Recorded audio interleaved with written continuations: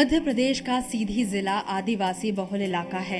ये इलाका पूर्व मुख्यमंत्री और कांग्रेस के दिग्गज नेता रहे अर्जुन सिंह की कर्मस्थली रहा है। जिले में 4 विधानसभा सीटें हैं। सीधी, सिहावल, दोहनी सीट बीजेपी के पास है और चुरहट सीट कांग्रेस के पास। केदारनाथ शुक्ल सीधी से विधायक हैं। दिग्गज नेताओं के होने के बाद भी इलाका आज तक विकास का रोना रो रहा है। सीधी में रेलवे लाइन नहीं, बिजली, पानी, स्वास्थ्य और सड़क को लेकर लोग परेशान रहते हैं सो अलग। नेता आते हैं चुनाव टाइम पे, वोट मिलने के बाद, जीतने के बाद वापस चले जाते हैं, उसके बाद वो दोबारा नहीं आते। चाहे वो आपके आवागमन की सुविधा हो, चाहे स्वास्थ्य की सुविधा हो, चाहे शिक्षा की सुविधा हो, तमाम सारी बुनियादी समस्याओं का अभाव है सीधी जिले में। मध्य प्रदेश में 25 नवंबर को वोटिंग है। सबसे तेज नतीजे आप एबीपी न्यूज पर 8 दिसंबर को जरूर देखिएगा।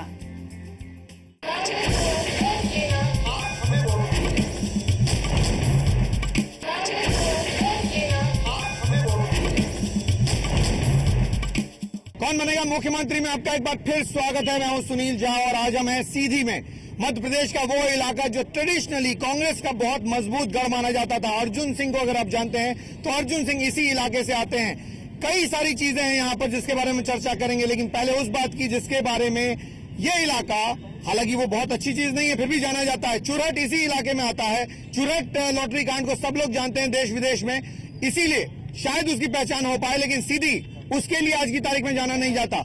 सीधी इसलिए जाना जाता है क्योंकि यहाँ पिछड़ापन है, स्वास्थ्य एक समस्या है, शिक्षा एक समस्या है, बिजली, सड़क, पानी, बीएसपी जिसको लेकर बीजेपी ने चुनाव जीता, वो एक आज भी समस्या है। हमारे साथ जो मेहमान हैं आपको बताएं, सबसे पहले यहाँ के विधायक केदार शुक्ला जी हमारे साथ जुड़ रहे हैं। बीजेपी के जिला अध्यक्ष के तिवारी जी भी जुड़ रहे हैं। रुद्र प्रताप सिंह जी उपाध्यक्ष हैं कांग्रेस के, वो जुड़ रहे हैं। सुरेश प्रताप सिंह जी महामंत्री हैं कांग्रेस के, वो जुड़ रहे हैं। और हमारे साथ सामाजिक कार्यकर्ता उमेश तिवारी जी भी हैं, वो भी जुड़ रहे हैं। तो और आम जनता है, आपने सुनी आवाज तालियों की, आम जनता की आवाज है। आम जनता भी पूछेगी सवाल और हम भी पूछेंगे सीधे सवाल। पहला सवाल उनसे जो इस इलाके को रिप्रेजेंट करते हैं, यानी यहाँ के विधायक, ऐसा क्या है कि जो बीएसपी यानी बिजली, सड़क, पानी, वो आज भी यहाँ पर समस्या हल नहीं हो पाई?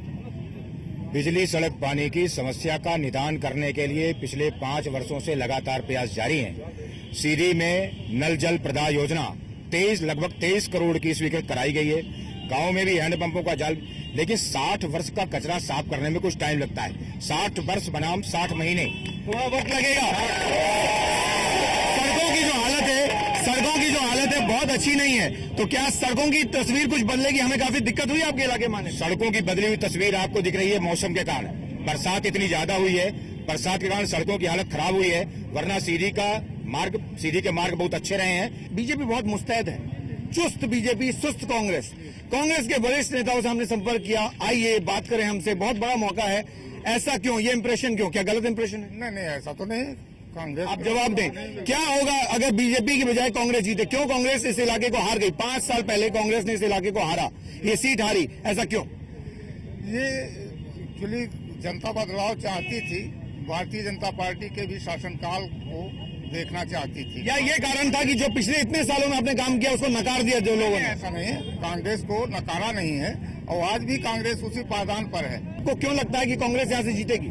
कांग्रेस जीतेगी इसलिए कि भारतीय जनता पार्टी का जो पिछला शासन रहा है उसमें सिवाय वादा खिलाफी और भ्रष्टाचार के कुछ नहीं हुआ। यहाँ की आम जनता एक एक दाने के लिए मोहताज है। आप चले जाइए वहाँ, जो भी पीडीएस और जो भी इनके भारतीय जनता पार्टी के नेताओं के हाथ में है। आम जनता से हम ये सवाल पूछेंगे जो आप जिक्र कर रहे हैं कि कितना काम किया विधायक जी ने, शिक्षा और स्वास्थ्य कितनी बड़ी समस्या है? सर, आपने इनसे पूछा था। यहाँ सबसे बड़ी समस्या स्वास्थ्य की है। पिछले 5 वर्षों में मुख्यमंत्री जी ने कुसमी में, सीधी में कई तरीकों की घोषणाएं की, बहरी में घोषणाएं की, लेकिन आज तक कोई घोषणा पूरी नहीं हो पाई। बहुत समस्या है सर, यहाँ शिक्षा के स्तर बहुत ही कमजोर है। यहाँ के बच्चे बाहर जाते हैं पढ़ने। इस इलाके में क्या क्या कमियां हैं और क्या करने की जरूरत है?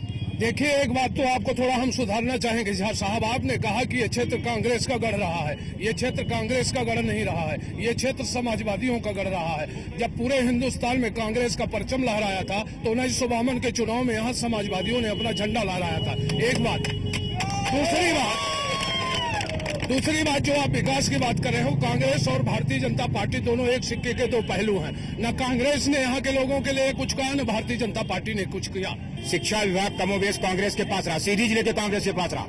कुंवर अर्जुन सिंह, इंद्रजीत कुमार जी लगातार प्रदेश और देश में शिक्षा मंत्री रहे, लेकिन कुछ नहीं हुआ।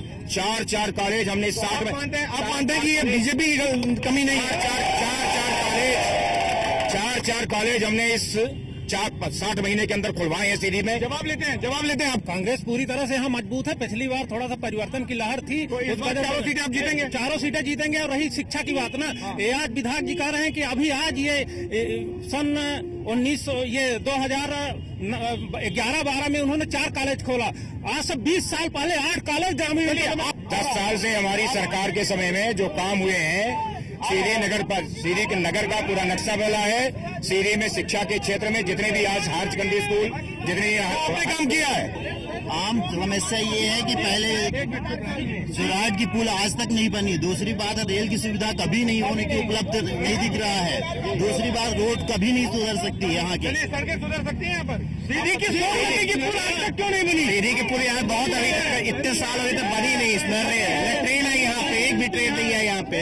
आज भी ट्रेन नहीं है, सड़कें नहीं है, बिजली नहीं है। सीधी के विधायक है, शिक्षा क्षेत्र में 3 कॉलेज खुलवाए, पॉलिटेक्निक कॉलेज, ITI कॉलेज। और पूरी रात बोल रहती थी 24 घंटे में कम से कम 22 घंटे। उम्मीद करते हैं कि इस बार जब चुनाव